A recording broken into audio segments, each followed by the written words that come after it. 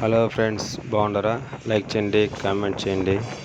Video చూసి ఇది Rompicherla cross. ఇంతకు ముందర లెఫ్ట్ సైడ్ తీసాము, బస్సు ఫ్రంట్లోకి వచ్చినేసి తీసాము.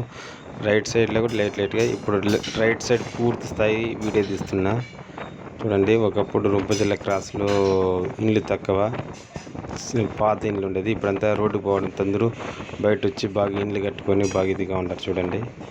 ఊరు చిన్న ఊరుగా ఉండింది, పెద్ద ఊరు అయిపోయింది. వాళ్ళకు దేవుడు చేసినట్లుగా ఇదినారు. ఇది రొంపచర్ల క్రాస్ దాటిన తర్వాత పెద్దగుట్టుకెళ్ళి అనేసి బస్ స్టాపు, అక్కడ శివాలయం ఉండదు.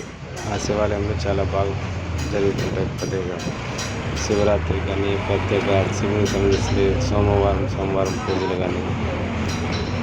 గుడిలోకి వీడియో తీయకూడదు అనేసి మా చిన్న అబ్బాయి సెంటిమెంట్గా చెప్పాడు. కొద్ది రోజుల పాటు తీయకూడదని డిసైడ్ అయ్యా. ఇప్పుడు బస్సు దాటింది, పెద్దగుట్టుకెళ్ళిన ఊరు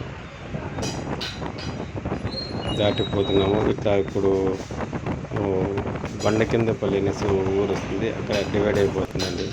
ఇక్కడ డివైడ్ అయిపోయింది.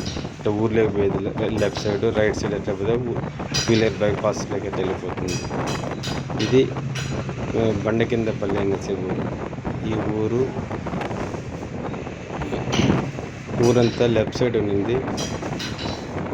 కొంతమంది ఊరు అది వాస్తువులు లేని వాళ్ళు, రకరకాల అంటారు, ఇండ్లు బాగా కట్టుకోవాలనుకునే వాళ్ళంతా ఏ పక్క వచ్చేసారు. ఈ 4-వే రోడ్డుకనే కాదు, 4-వే రోడ్డు రాకముందు కూడా ఈ పక్కకు వచ్చేసి మంచి ఇల్లు కట్టుకోవాలనేసి ఇక్కడ వచ్చేసారు చూడండి. బాగా ఉంటుంది కదా.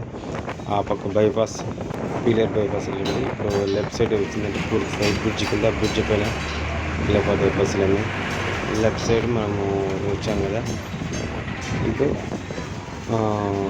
పీలర్ టౌన్లోకి ఆ బ్రిడ్జ్ చూడండి.